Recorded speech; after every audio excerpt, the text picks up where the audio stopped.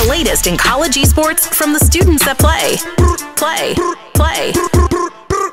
Go behind the scenes at the schools that game. The only place where esports are on campus. Welcome back to Checkpoint XP On Campus, your #1 resource for collegiate esports and the world beyond. I am your host, Norris Howard, coming to you from Detroit, Michigan, but we also got a really nice supporting cast out there at UNLV in Las Vegas. Say what's up, guys. How's it going, everybody? What's up, gamers? We always got a ton to talk about here on Checkpoint XP On Campus, but first, we're going to start off with a really, really cool piece of news coming out of UC Irvine. So, Pokimane, now the big streamer Pokimane, you heard that right, she's donated $50,000 to UC Irvine to help fund a esports and gaming scholarship. Now, this is really cool because we know that there's esports scholarships out there, but we very rarely hear about where the money is coming from. So, guys, how does this scholarship make you feel? And how cool is this that a streamer, a very successful streamer, but a streamer is spearheading the initiative on this one? Honestly, I think it's a great move PR-wise because Pokimane is one of the most famous streamers in the world right now. I've seen her commercials on HyperX products, so to have her, this big name, come to UCI saying, hey, I'm donating $50,000 of my money to this scholarship fund that we can allow to have one student, just help in esports, then I think it's a good move. Yeah, it's never going to not be a bad PR move. Yeah, so I think in the future that's probably going to become a more common trend. Trend in this case being a good word, because it's always going to be a good thing. But I can see other big streamers seeing this and be like, that's probably a good thing to do. I mean, because streamers like to support where they come from, So people might give an internship, give a scholarship to someone in Michigan, someone in Ohio. I definitely think that the gauntlet has been thrown now. I think now there's going to be other streamers going to look at this and going, hey, this is a good idea. I'm going to go ahead and do the same thing. And you know what? I think the amount is going to go up now. And so the student's going to receive $2.5K every year. That is a lot for tuition. That's pretty good. I'd be pretty stoked for certain schools. That would cover a whole semester. Yeah, that's good. Trust me, college is expensive, guys. Yeah, no, I agree with you that I think, we will see other streamers begin to do stuff like this. In the same vein that you would see the super rich start foundations and stuff like that. Also, let's just keep it funky. It's a good way to, write that off on taxes. But it's still, for the greater good. And another thing that I really enjoy about this is that the $50,000 was given in perpetuity, which means that it will sit in a fund and the money will grow.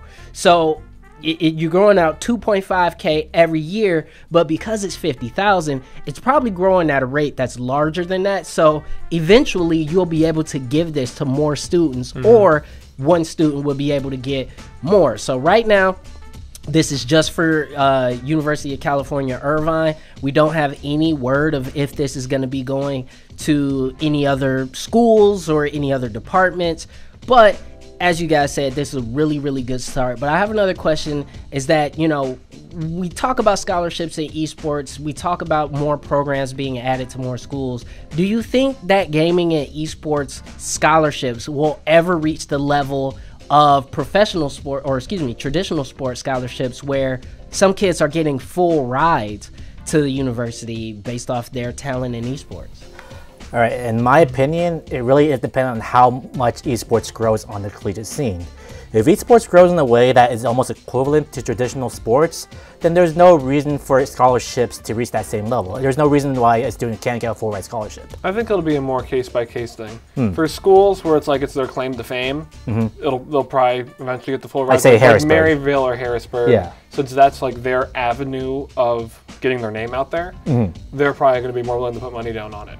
More than a school that has other traditional sports. It also depends on how open-minded the administrators are. If they can say oh yeah, this is something that's moving, this is the future, let's go ahead and support this. If administrators are kind of more closed-minded or a little more resistant to change, then a full ride scholarship might be out of the picture. Yeah, it's really going to rely on the NCAA to an extent because they're already so afraid of players and money, video games. So once they get over that hump, it'll probably make it a lot easier. Let me ask you, do you think that's a possibility in our lifetime? In our lifetime, yeah. Okay. Because we'll get old. People our age will get older that get into those positions. So at some point in our lives, yeah. Just hopefully sooner. Just hopefully sooner. Before we're old. Before we're old. Let's hope. Let's say our kids will hopefully have it. That would be dope. Okay. Well, we're going to have more coming up on Checkpoint XP on campus. We're going to break down how Collegiate Smash is working, as well as talk about one of the big grudge matches in CSGO coming out of Michigan, as well as we're going to talk to Jacob Brothers and his love for a certain blue spiny mammal. We're going to have more coming up. Checkpoint XP on campus, so stay with us.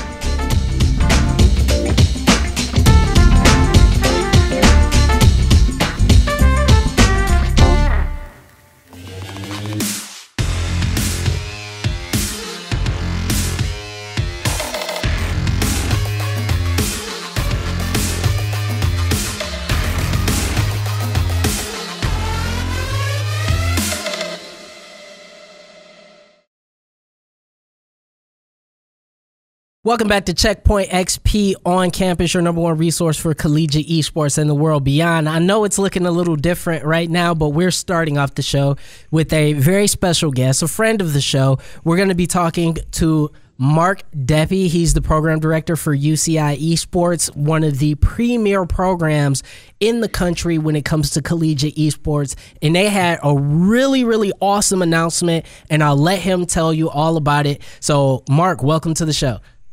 Thanks for having me again. It's always a pleasure. So you guys had a really big announcement about a new scholarship coming to UCI for your gaming and esports program. So can you share a little bit about that with us? Absolutely.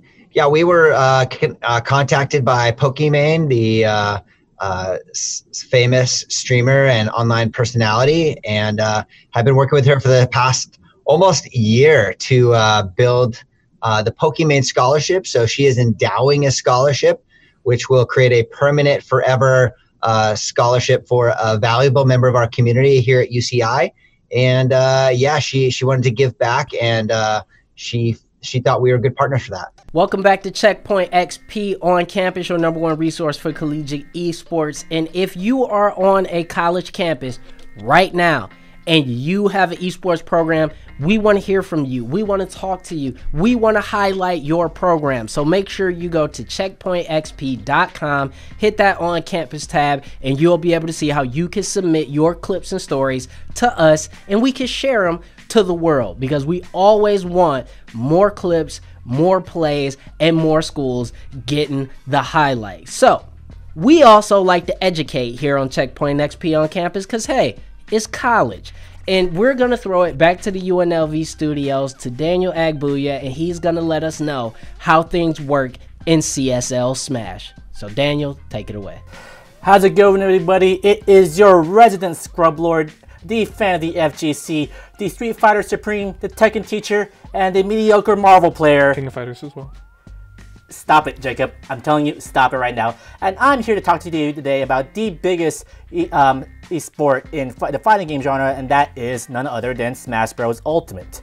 So, for those of you who don't know, Smash Brothers is a fighting game where you cause damage to your opponent to increase their damage percentage, right? Mm-hmm. The more higher the percentage, the more likely you're going to have a time knocking them off the arena, which is how you win the game. Now, the thing is, when it comes to Smash, like, you know, most people know about like EVO and CEO, but don't really know how it understands on the collegiate scene. Well, on the collegiate scene, how it works is we have something called crew battles. Now, what is crew battles? Well, let me go ahead and give you like an example here. Let's say that, you know, we're having a 3-on-3. So let's say me, Jacob, and Ethan want to play Norris, Robbie, and Nathan here in Smash. So what we do is first opponents go here, and let's say it's Robbie and me, okay? Mm-hmm. So me and Robbie go on one-on-one with 3 stocks, and we go on until one of us wins. Now let's say Robbie takes 1 stock away from me, well, and I still beat him. That means Norris will come in, and I have to self-destruct until I only have 2 stocks remaining. So that's how it goes, and that goes on back and forth until one team remains. That's very different from normal Smash. Yes, it's the only way you can really have these team battles in Smash, which is what the idea of crew battles are. So each team has 9 stocks total, and you're just trying to whittle all 9 stocks down? Yes, but in CSL, it's a team of 5. Oh, okay. It's a team of 5, and you gotta let your, the tournament know, okay, these are my 5 players, and these are their 5 characters. So that way you can plan ahead of time. So that is how the crew battles work. Now, in CSL and even on professional Smash, there are limited stages, unfortunately. So, with on stage-wise, you have 5 neutral stages. You have Final Destination, Battlefield, Smashville, Pokemon Stadium, and the Catalyst Pokemon League as your initial stages. And you can use the Town and City stage as your counter pick. Now, when it comes to picking a stage, this is how it works. Before the teams face up each other, you do rock, paper, scissors. Because you gotta start everything with rock, paper, scissors. Important. Yes. So the winner of that match gets to pick 1 stage to strike, and then the opponent gets to pick 2 stages to strike, and then the original winner will pick out of those 2 stages to play. Okay. Well, here's an important question. Yeah. So my favorite part of watching competitive Smash is a really awkward setup stage when the people are like unwinding their controllers and they're like looking at each other and there's like language barriers and they're like, do you want it with this map? Do you want it with this map? Let me change some buttons, and I love how awkward that is and how you get to see the whole thing. Yeah. So how much of the setup stuff do you get to see for collegiate Smash? Typically that stuff is not going to be so on stream. In between matches, when the opponents are changing, they'll cut the commentators to talk about what they just saw. It's like most things, you want to see that. Okay. And honestly, other than that, that's like all you need to know about Collegiate Smash. All right, so thank you so much, Daniel, for that breakdown of Collegiate Star League Smash. If you want to know specifically about Collegiate Star League and their Smash tournaments, you could go to CSL.com. You can check it out there, and you'll be able to see all of the really, really awesome tournaments and streams that they have for Smash. It really is a great watch over the weekend, and you can see some really hype moments. But we're going to have more coming up on Checkpoint XP on campus, where we're going to talk about a little known gem in collegiate esports, the Call of Duty Collegiate League. So we're going to hear more about that coming up on Checkpoint XP on campus. It's Black History Month, and we'd like to spotlight Gordon Bellamy. He is the current president and CEO of Gay Gaming Professionals, and he is working to make the video game industry a better place for the LGBTQ community. Thank you to Gordon for your contributions. Until we know for sure. That's what I was thinking. I mean, it looks like Sprite, but with clouds in it. Well, this is the first time where I've ever thought, I really don't want to do this. Yeah. I don't want to drink this. You know what? It, let's go. All right, 1, 2, 3. Ugh. Oh, God. I don't hate it. How do you not hate it? I don't love it. That wasn't as bad as I thought it was going to be. The strawberry afternote is probably the only thing saving it from. I'm gonna say it's not good. No. Oh my God, it's so bad. You know what this tastes like? It tastes like you've eaten an entire box of the Tabasco Cheez-Its. Yeah. And then chased it with like strawberry popcorn. Faygo, yes. Do you guys want me? Do you wash it down with something? No, God. No. Welcome back to Checkpoint XP on campus again, and as always, your number one resource for collegiate esports. We're the only ones doing it, so that makes us number one. Now, we're going to throw it back to the UNLV studios, where we have one of our editors, Kevin Kelly, joining Jacob Brothers on the set, also known as the Drop Shot Boys, to let us know all about the Collegiate Call of Duty League. What's going on, guys? Jake, what's going on with College COD, man? What's College COD? College COD is a league that all other collegiate esport leagues should look at. A nice little hidden gem in what is largely a landscape of college esports that really is lacking in refinement. Yeah, no, it's crazy because you have questions about this league and you go onto their website and you get answers. Exactly, and those answers mostly are in the top 5 teams right now. If we want to just get straight into it, the top 5 teams that you should be looking out for in College COD. Starting at number 5, we have Rutgers Scarlet, and so what a lot of these teams will do, they actually have 2 separate teams. So they'll have Rutgers Scarlet and then Rutgers another color. same for our number 1 team. But they're not as good, so we don't even need to worry about them right now. You got the GSU Eagles, Concord Maroon at number 3, Humber Esports at number 2, the defending champions, yes, and Texas A&M's Maroon squad are currently number 1 in the league right now. And they're a pretty high one, if I understand correctly. Dude, their like win percentage is like, there are some teams like 3 weeks into the league, 0 maps lost, 100% win percentage. That's crazy. You know what else is crazy is that they supplied this power ranking themselves. They have summaries of their weeks. There is a schedule that you can actually look at. You have an active social media. You have a Discord where we can just talk to them and ask questions and they'll actually answer. Yeah, and that just gets into what we think this league personally, like a lot of other college esports need to start taking notes on how like incredibly organized and interconnected the ease of finding information is just, it's so seamless and easy. Like you said, their Discord is descriptive and informative. And like I said, just take notes. There are some leagues out there that you can't even watch matches. Yeah, like they don't stream their matches. The number one thing holding back collegiate esports is the polish and the organization. TESPA has some trouble sometimes. CLOL has trouble sometimes. If the biggest esport in the world, I am having a hard time seeing when matches are happening, that's a problem. So the way they do it here is that they have their Twitch channel of College COD, and they play every single game on this channel. You look at the schedule, you see, oh, I care about this school playing at this time, and you hop on the stream around that time, and the game will be there. And you can watch the game. The easiest way for you to get people to kind of like become esports fans is make it easy for them to consume the esport. That's the reason why we have Twitch.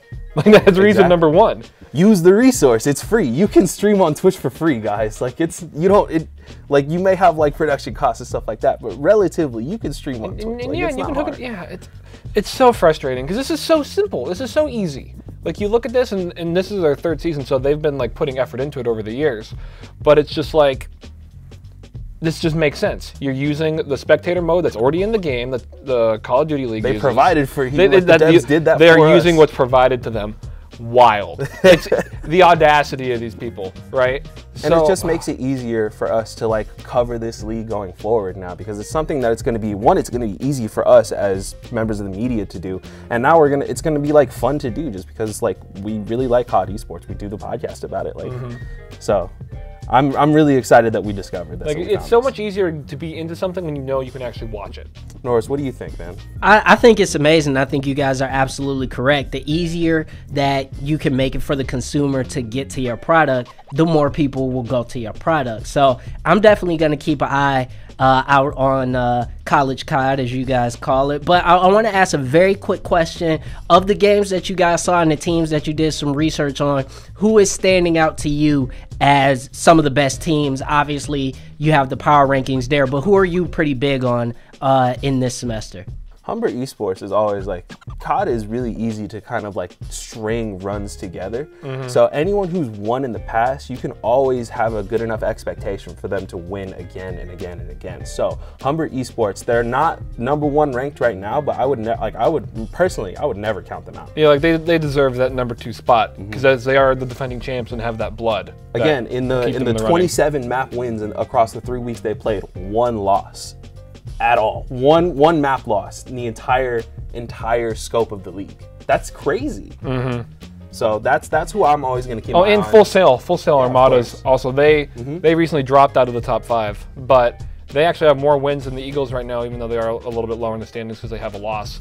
But Full Sail, which is also kind of an interesting school in general, I think, when it comes to video games and esports, because that was kind of their whole like pitch.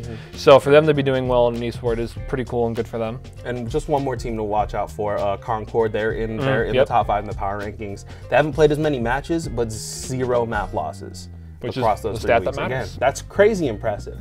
A 100% win percentage. Well, thank you so much, guys, for that really, really cool breakdown of College COD. We're going to have more from College COD because these guys are going to be on top of the case. So if you are a Call of Duty fan and you're following both CSL, come on over here and follow College COD too. And these guys are going to have the breakdown of all the really cool stuff going on in that esport. But stick around because we're going to talk about a little bit more esports, and we're going to break down some CSGO with Jacob and talk about a big grudge match that went down in Michigan. So stick around for more Checkpoint XP on campus.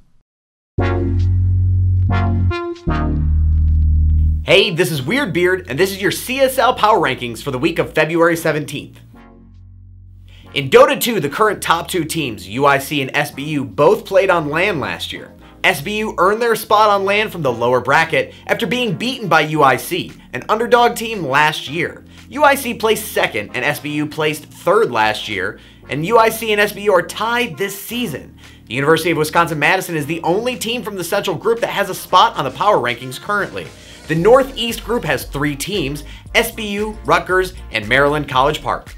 While we take a look at the full rankings, let's check out this match between RIT and SBU. Stony Brook University has been at the top of Power Rankings for most weeks. RIT was last year's champions, but SBU is also at the Grand Finals. Let's check it out.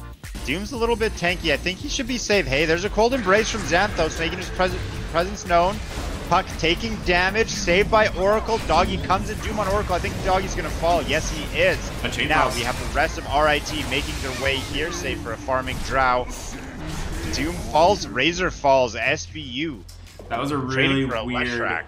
Moving over to League of Legends, no matches were played last week, so the rankings stayed the same. Let's see a refresher on those standings, while we also check in on SBU versus Arizona State. SBU would go on to win over ASU 2-1. Jimmy, though, it's a bold one to try to turn around. Couldn't run, so he tried to get the hook. Wasn't able to find it. Backrat's back, baby. And Adam W., well, he's feeling the pain of that one. Michael Bacon feeling good about this one. But how good can you feel? The barrier is popped. The stun is there. It's all Leona, but the triple kill credit going to Michael Bacon in a huge one. Pat Slim. And finally, in CSGO, some matches remain unreported as of this ranking. All teams performed as expected, so no rankings changed. Playoffs are next, and will begin February 22nd. Let's take a look at those rankings. And play for overtime, but at this point it seems so unlikely. And Jack in a position to hold him up here. He's caught, destined to lose. 1, 2, 3 frags for him. That is phenomenal from him. At a match point found for Carnage and Arbor Esports. I mean, they're stuck. They're stuck between a rock and a hard place, and this is getting even more difficult now with the lack of utility. That's it for your CSL Power Rankings. For more on the CSL and where everybody stands, head over to our brand new website, newly reimagined, at CheckpointXP.com. Welcome back to Checkpoint XP On Campus, your #1 resource for collegiate esports. And don't forget, you guys can follow us on all of our social medias at Checkpoint XP, where we'll be sharing out all the cool stuff, all these really crazy clips from a variety of our shows. We've got a Overwatch show called The Owl's Nest that features Jake, the former Houston Outlaw, with one of our hosts, Robbie Landis, where they break down all of the finest in the Overwatch League and just the game in general. So make sure you guys stick around for the Owl's Nest and follow us on social media where you can get all the information on that show. Now, we're going to throw it back to the UNLV desk, and these guys are going to talk about one of the coolest grudge matches that went down in collegiate esports in the Midwest, where we saw Western Michigan University take on the University of Michigan in CSGO. So let us know how that match went down, guys. Yeah, so Mr. Big Brain. Yeah, I had to put on my thinking cap for this one because Norris and I were talking. He was like, "Hey, you know, you like your Michigan sports?" And I was like, "Unfortunately, yes." And he was like, "Do you want to like look at this game?" So looked at this Michigan clash, and it was a clash for one game. You know, they're the WMU Carnage. They won on an Inferno with the final score being 16-14. Oh. So a very close game that did end up going back and forth. But it was mostly because Carnage had a really good T side, because at one point they let the score get to 12-8. So they were always still within reach, but Arbor was definitely ahead, and then once they got onto the T side, they just kept on winning. But with this match, it didn't feel fancy. Like, I watched some like big Counter-Strike people, and when I watch this match, it's not like, okay, we're gonna do this little half wall throw over with the flash. We're gonna do this. They're like, no, I'm gonna throw a grenade. I'm gonna lunge my body through the smoke, and hopefully I win the gunfight. It was very much like a, hey, we are going to swing and take this engagement, even if it wasn't really the right call. Like, there weren't like fancy flank rotations. It was like, okay, we're not gonna win in this confrontation, so we're just gonna go around. So it was a grudge match for sure, because it was more like, hey, we're gonna stand here and we're gonna shoot at each other. Oh, yeah. Someone will fall. and that's really how that game one went. Now, did game 2 go the same way? Oh, hold on, no, the star of the game of game 1 was, sir, no, I am lying to you. The pro player was Arbor, even though they did lose. Prophet had about 33 kills, so he did try to put the team on his back, but just could not beat a whole team. Wasn't enough. It was not enough. God bless him. Game 2 was different. How so? Game 2 on Overpass, the final score was 16-7, and it played the way it sounds. This was a definition of an economy game. Because Carnage opened up the game with 5-0 start. If you win 5 rounds unanswered where you're not losing many people, you're usually going to have the money you need to just kind of carry that momentum. So it really did go that way. I picked out a star of the game being Sir Odog with 25 kills. He was also their opper, which was kind of cool. But these guys were, they were better. they were better. They would be like sniping with their AKs, you know, that kind of a thing. And it's like, we're going to swing around this corner and just kill them. Or for a lot of the time, Arbor didn't have a defusal kit. If you don't have defusal kits, then you just plant the bomb. So Jacob, obviously, you know, this is like our really first time getting in depth with CS:GO. Based on what you saw, what makes a good CS:GO team? Well, how, you know, what all esports comes down to execution, right? Every game. Same for League of Legends. You say, hey, we are either going to take this camp or we are not going to, or we are going to go here. And it's the same thing here. There's way more complex strategies. You can, like, you know, throw a grenade over like 5 different walls and somehow land in their spawn and all that crazy stuff. But it's also just knowing when to engage. They're going to come through this tunnel and the team is going to be there because they couldn't find them anywhere else. So you come there and you take those fights. And it kind of just came down to what it felt like mechanical skill. Carnage controlled the tempo.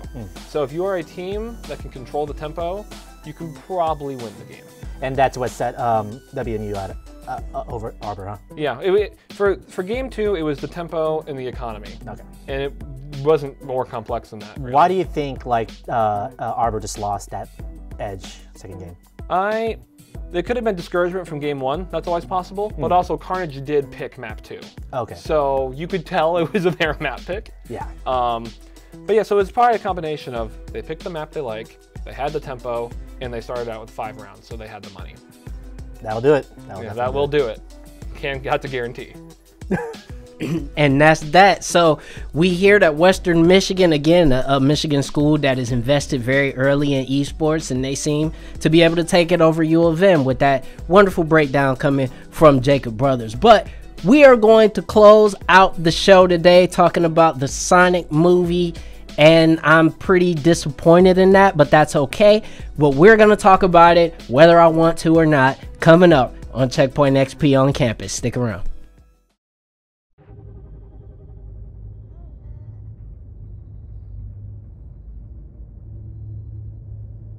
The 2019 Game Awards are in the book, and look.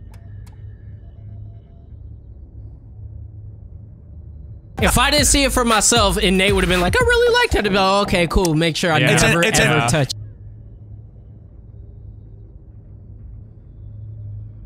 it. Jean-Paul says, I pre-ordered no.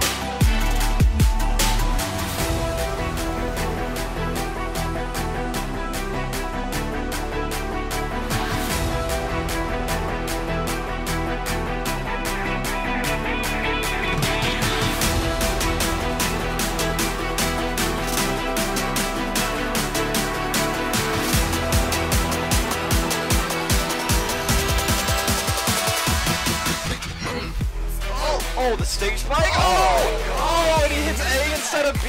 Space him out, zoning for a bit. OU takes the crew back. Bala just falls again, but they get traded back for Eleron. Peggy 303 falling as well. The kill's going in favor of OU at the moment. Yes. Supreme display of talent goes on to Chief Lodge, and he's gonna go down. A failed gank from Gamers of OSU. OU's on the Nexus, and they will pick up this exhibition match in a 2-0 over the Gamers of OSU. Welcome back to Checkpoint XP on Campus, #1 resource for collegiate esports. Your host, Norris Howard here. We like to close the show out usually with something a little more lighthearted and fun. And we're going to throw it to the studio one last time and talk to the guys about the Sonic the Hedgehog movie. Now, we've been hearing really interesting commentary around the film, and we wanted to get the opinion of our resident Sonic stan, Jacob Brothers. So Jacob, how'd you enjoy the film? This is my time. Now, Mr. Daniel, since you did also view the film, I will allow you to read the first bullet point that I have written in bold. Okay, that first bullet point is, the movie score on Rotten Tomatoes is 95%, and CinemaScore gave the movie an A. Now, Thank you. I think that's a really good thing, but... That is awesome, Daniel. So let me tell you about the Sonic movie. This is my Super Bowl, okay? We get a video game movie that is good, and it's a Sonic movie. So the humor is consistent throughout the entire movie and manages to not be cringy. It's an accomplishment. There are maybe 2 scenes in the whole movie that's a little cringe, but it's not. And the human actors actually added something. This is a very big thing to me. I thought it was going to be similar to the Transformers movie, where it's like the humans are there and you want them to leave, and then the Transformers are what you're actually there for. But in this movie, the actors were funny. They actually added something to the movie. And speaking of human actors, Jim Carrey was good 80% of the time. You know, but there was a couple scenes where he'd be like, "Hey guys, by the way, I'm Jim Carrey," and we'd be like, "Yeah, we know you're Jim Carrey." But when he wasn't doing that, he was really good, and he played that role well. And also, why this movie did well is because the plot was straightforward. A problem with a lot of these video game movies in the past is that they would try to do all this fancy stuff. Hey, we're Resident Evil. We're going to do this girl hologram is going to talk to me for some reason. In this movie, you have a character that likes adventure and likes to talk. So what do? You put him on an adventure with someone to talk to, and it makes the movie. And there's also it's a focus plot. So at a point, which is not a spoiler, Sonic says, "Hey, we need to go here, we need to do this thing, and for this reason." And what happens? That's what they do. But one thing that is probably a problem only for Jacob Brothers is that there are some pretty legit canon issues. Kind of, if we're gonna look at it a little bit, where it's like, hey, a lot of this is happening because he generates lightning, but it's like Sonic doesn't generate lightning. But the reason why that's okay is because the Sonic brand from day one has already had so many different interpretations.